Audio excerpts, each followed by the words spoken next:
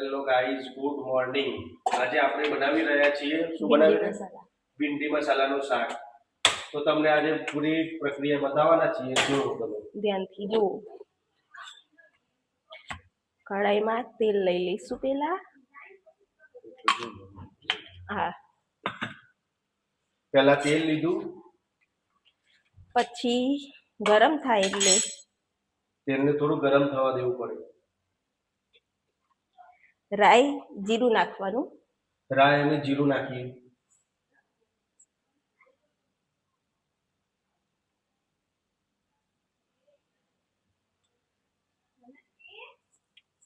રાઈ નાખી,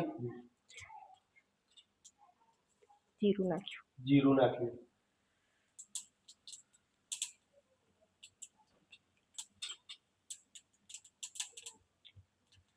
પછી હળદર નાખી ભીંડા નાખીને ચડી લેવા દઈશું અને ઉપરથી થોડું મીઠું નાખી દઈશું.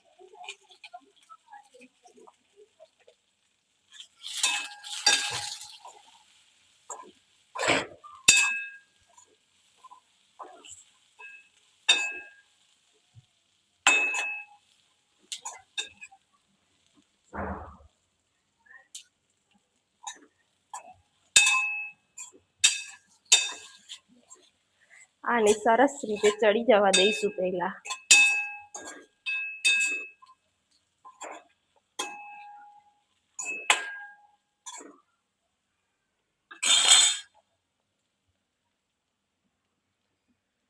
થોડી વાર ચડવા દઈશું અને એને ઢાંકી દઈશું.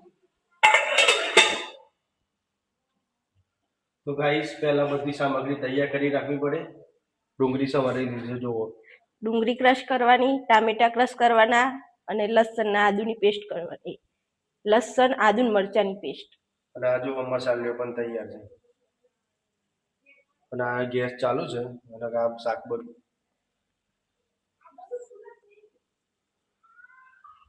ભીંડી મસાલાનું શાક તૈયાર થાય છે. જુઓ ગાઈસ, જોતા રહેજો અને મારી ચેનલ સાથે જોડાયેલા રહો. તમને રોજ અલગ અલગ પ્રકારની વાનગીઓની રેસીપી મળશે.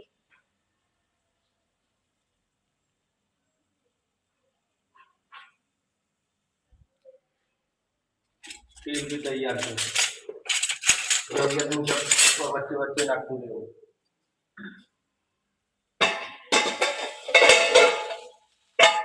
ખોલીને ચેક કરતા રહેવું.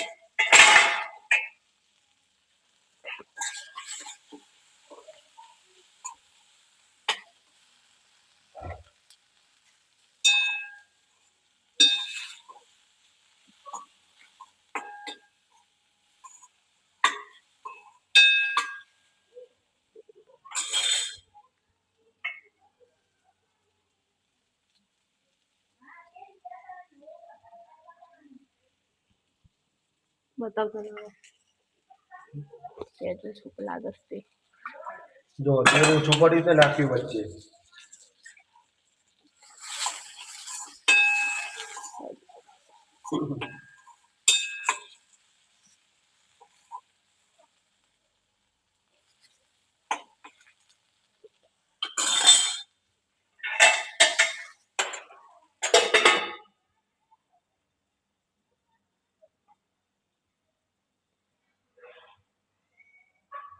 મોબાઈલ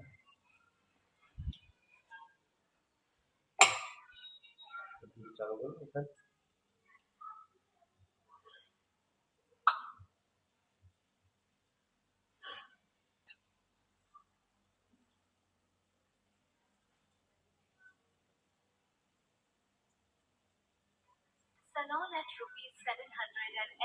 વચ્ચે કંટાળો તો આવું ગીત પણ ચાલુ કરી દેવું અને શાંતિથી સોંગની મજા લેવી.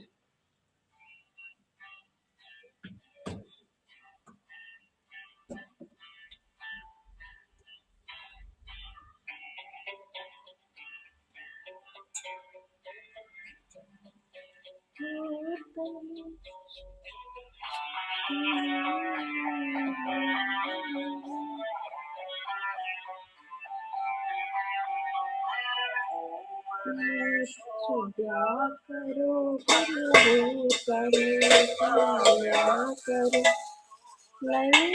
તો વચ્ચે વચ્ચે આ ચેક કરતું રહેવું શાકની શું પોઝિશન છે. ચેક કર્યા પછી શાંતિથી ગીત ચાલુ કરી દેવું.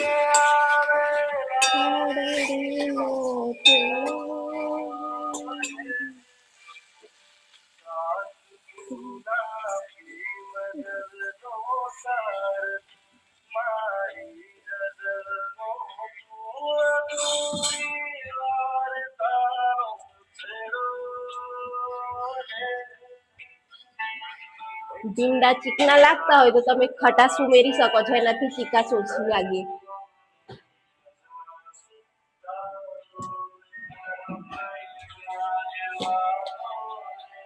સામાન્ય ખટાશ ઉમેરવાથી ભીંડાની ચીકાશ ઓછી લાગે છે. એ જોવાની જરૂર નથી. ઓકે.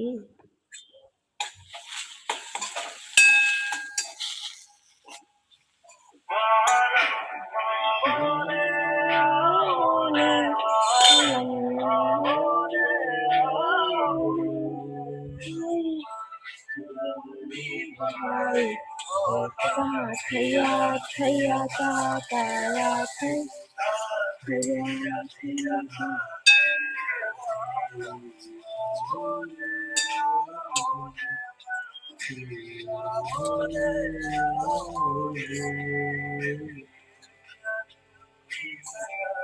હવે ભીંડા ચડી જવાયા છે. ચડી જાય એટલે એને એક બાઉલમાં ટ્રાન્સફર કરી લઈશું.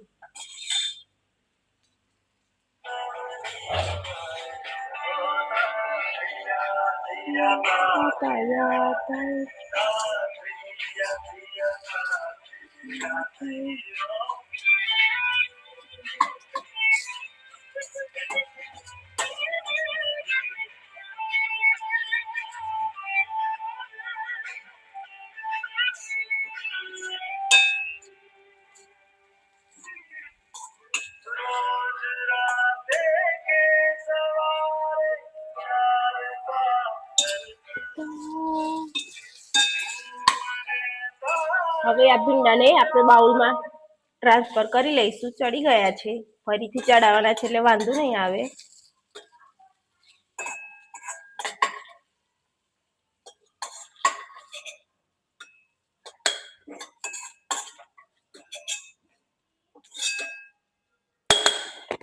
હવે પાછું એમાં થોડુંક તેલ લઈશું.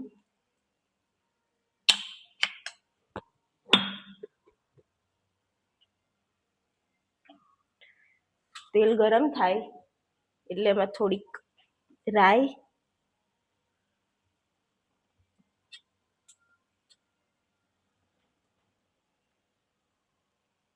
ને જીરું ને થોડોક અજમો નાખીશું.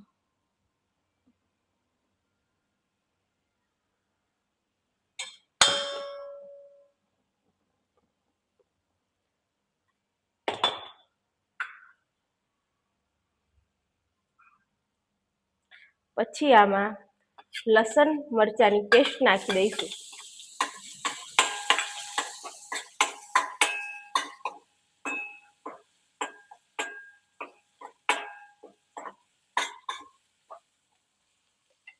પછી ડુંગળી નાખી દઈશું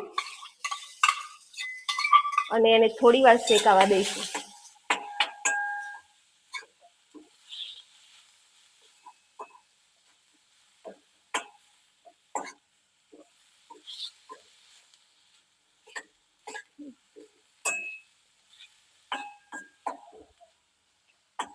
એકદમ ધીમા ગેસે શેકાવા દઈશું.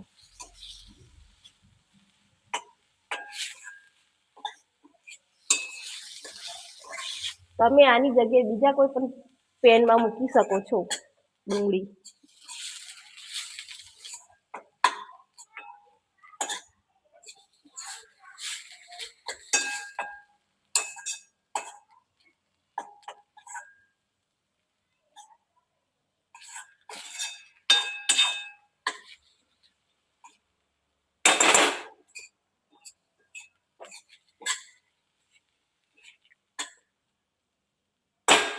થોડી વાર ડુંગળીને શેકાવા દઈશું. લાલ થાય ત્યાં સુધી.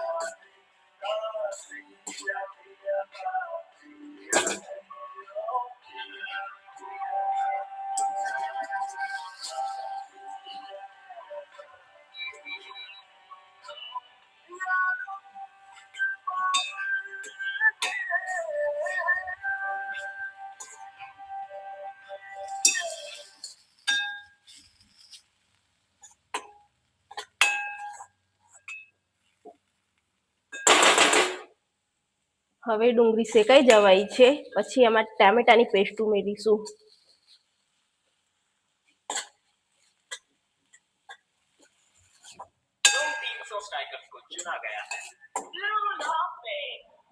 હવે ટામેટાની પેસ્ટ ઉમેરી દઈશું.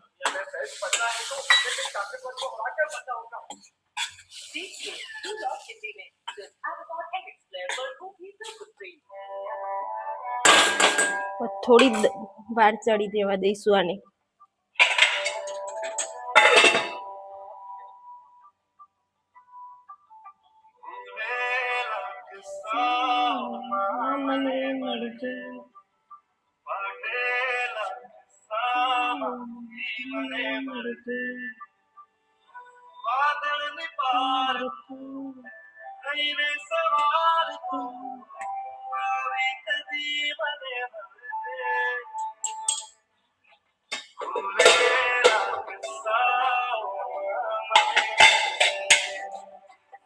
વચ્ચે વચ્ચે હલાવતા રહીશું.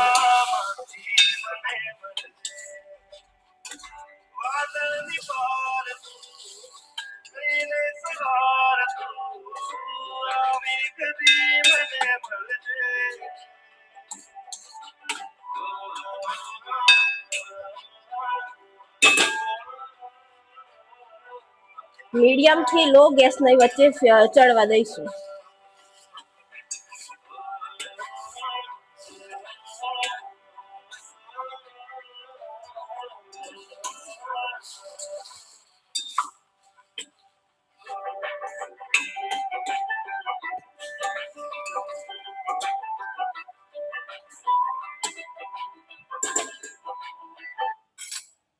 બહુ સિમ્પલ છે જ્યારે તમને કોઈ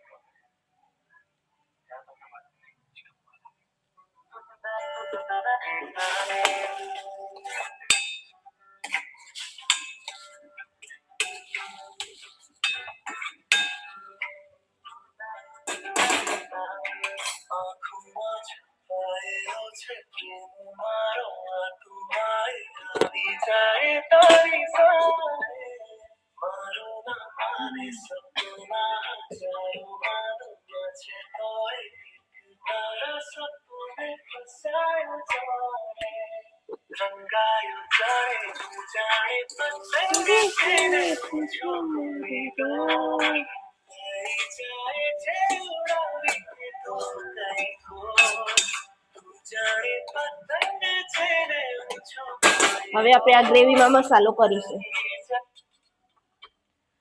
સામાન્ય હળદર, થોડુંક મરચું,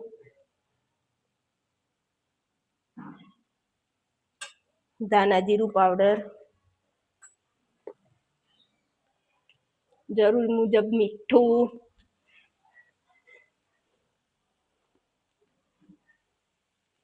નાખી દઈશું.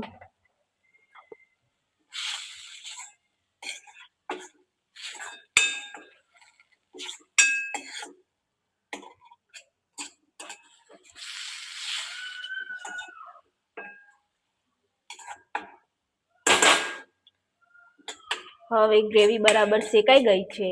આમાં પહેલા ભીંડા જે બનાવી લીધા હતા, ચડી લીધા હતા, એની અંદર ઉમેરી દઈશું.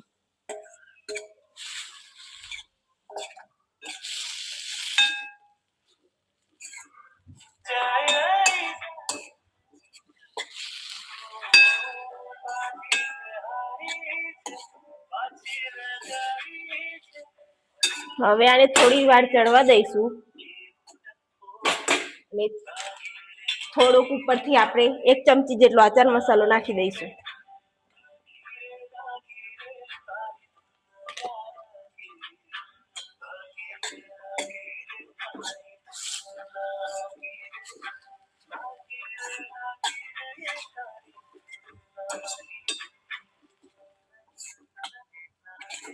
આચાર મસાલાથી શાક ટેસ્ટી લાગે છે.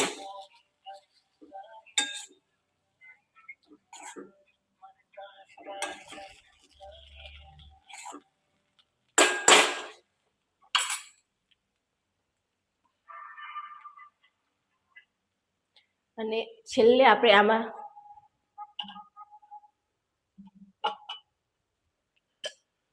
થોડો ગરમ મસાલો ઉમેરી દઈશું.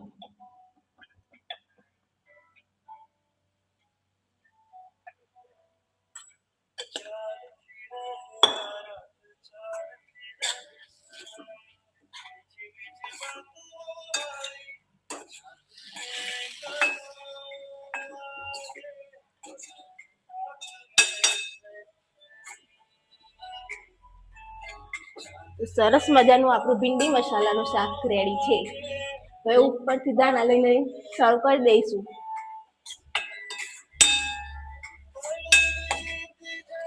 સ્મેલ કેવી આવે છે? બહુ મસ્ત. જો ભાઈ, તમારો ભીંડી મસાલાનું શાક તૈયાર થઈ ગયું. ખાવું હોય આવી જાઓ.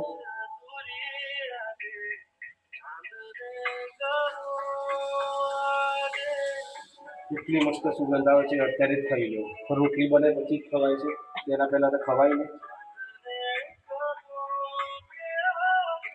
એક નંબર શાક બની ગયું છે. જેને ખાવું હોય આવી જાઓ. ભીંડી મસાલાનું શાક.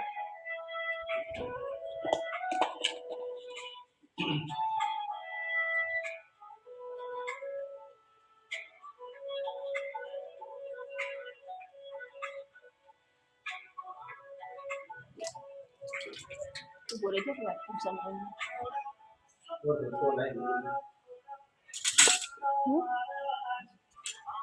પડી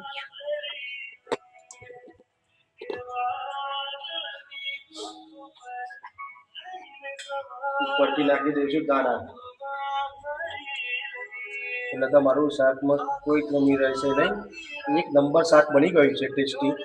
જેને જેને ખાવું હોય આવી જાઓ. અને મારા આ બ્લોગને પૂરો જોવા માટે થેન્ક યુ. અને બ્લોગને લાઈક અને શેર કરી દો અને ચેનલને સબસ્ક્રાઇબ ના કરી હોય તો સબસ્ક્રાઇબ કરી દો. થેન્ક યુ સો મચ અમારા બ્લોગને જોવા બદલ.